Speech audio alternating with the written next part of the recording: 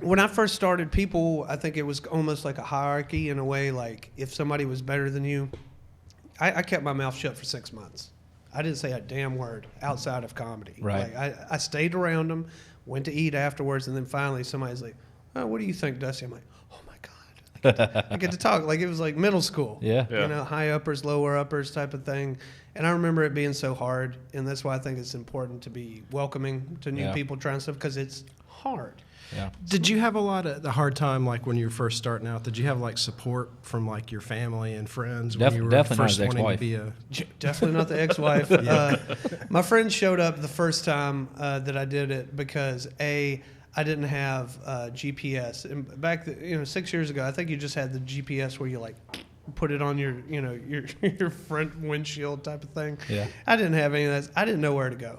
Before comedy, I was really small town. I had only been where I live, pretty much, which is Denton, and that's No one knows where that's at. yeah, that's what I was gonna say. Like most, it's it's not a horrible place, but it's a place that I don't enjoy being around. And the outlet that I require is not there.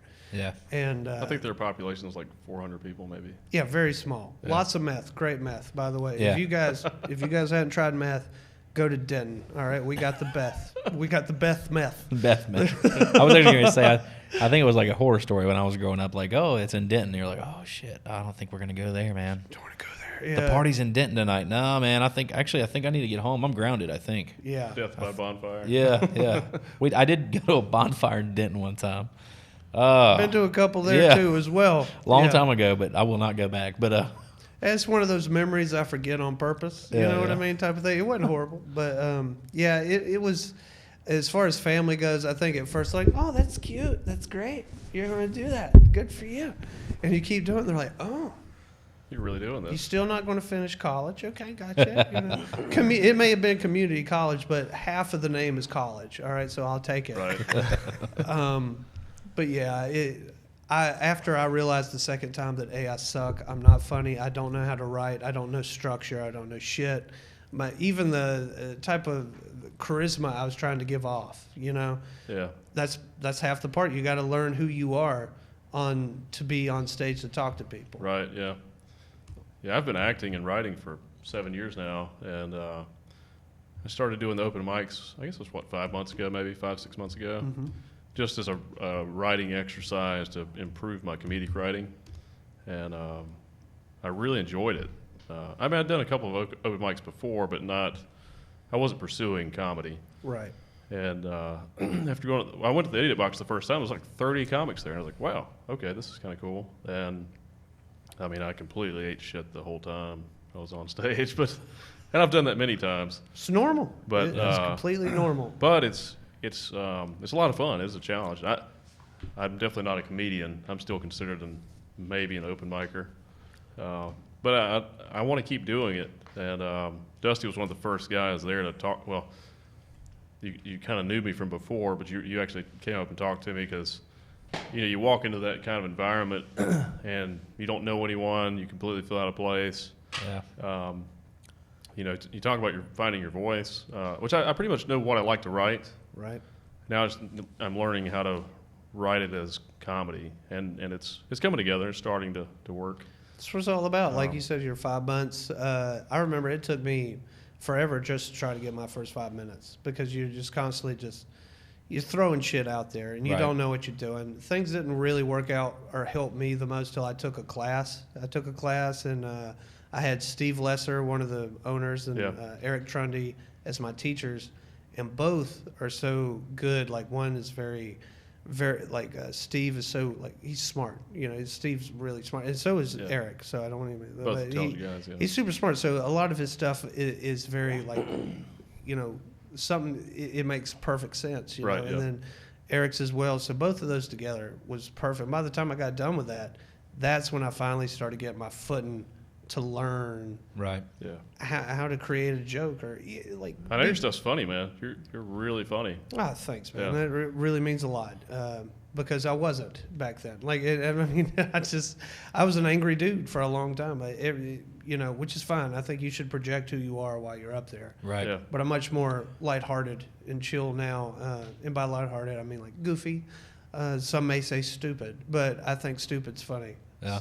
But you're obviously very intelligent to come up with the stuff you come up with, and you're quick too. Like some of your improv stuff is insane. Well, it's once again having good teachers. I think having good people. Yeah. I remember I was up about 5 o'clock in the morning drinking. I was just fucked the shit up real bad, and the next day was improv class. Like what do you call it?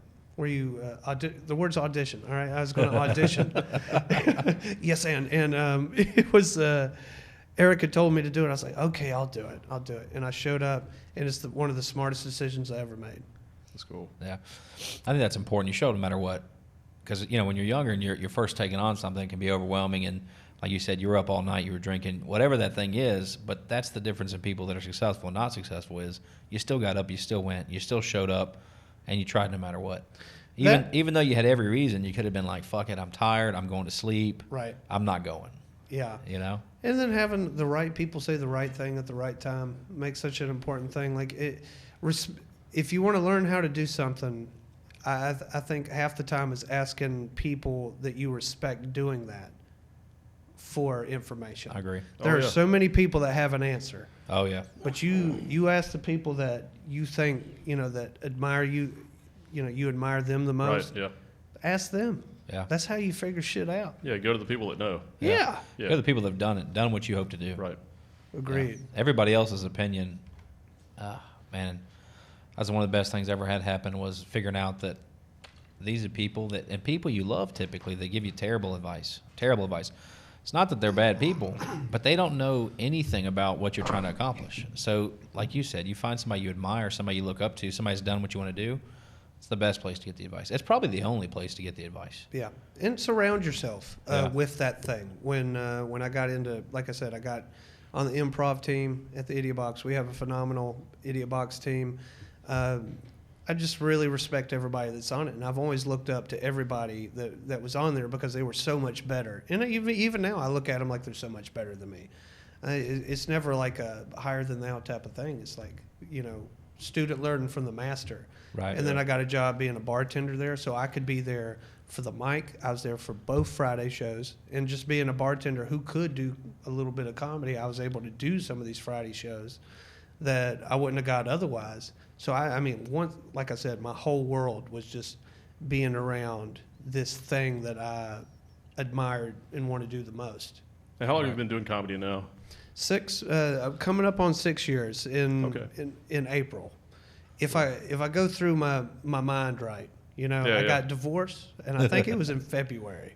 That you got divorced? Yeah. Yeah. And by divorced, I mean I just said goodbye. I'm still not divorced. Ain't that crazy? Like I didn't know that. What year was that? I know that was then, whenever. Yeah. But I found out I'm still married. Turns out it's not as easy as just saying I break up. I thought it was that easy.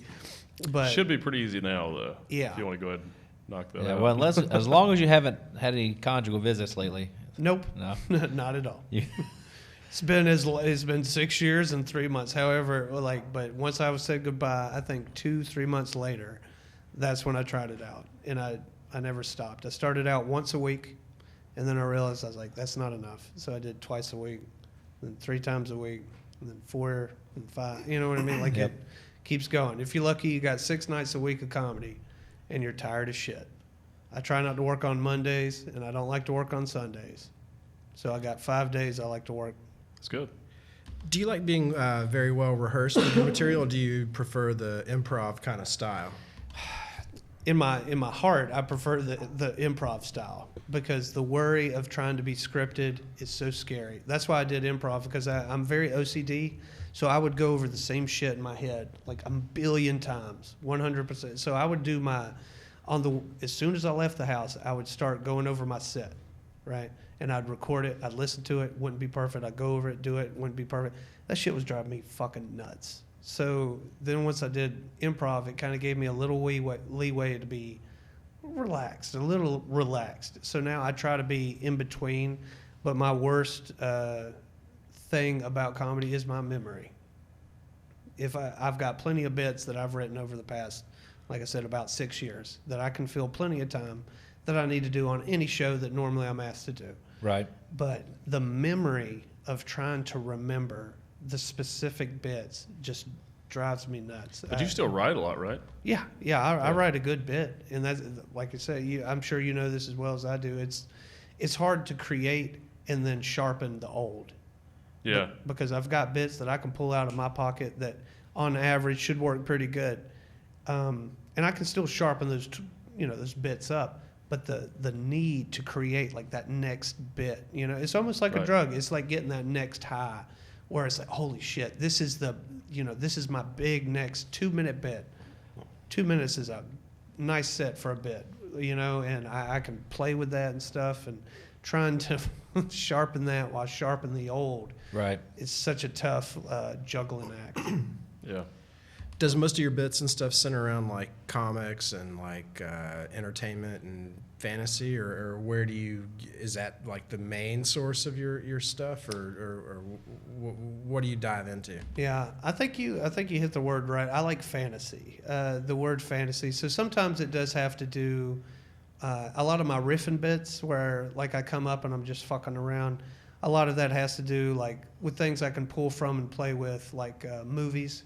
A lot of times if there's a host, I like to joke around like, oh yeah, I remember the first time I met Neil. He was a killer whale. I was a little homeless boy stepping on cakes and shit. And it becomes like a Free Willy bit, Right. out of nowhere type of a thing. But yeah, I like to be goofy. I like if I had to describe, and that's the hardest part about this, is trying to talk about yourself. It is so. I'm not a narcissistic person at all, even though I do stand up, Right. which is very narcissistic. But it's the only way I know how to like Express yourself. express Right. myself, Right.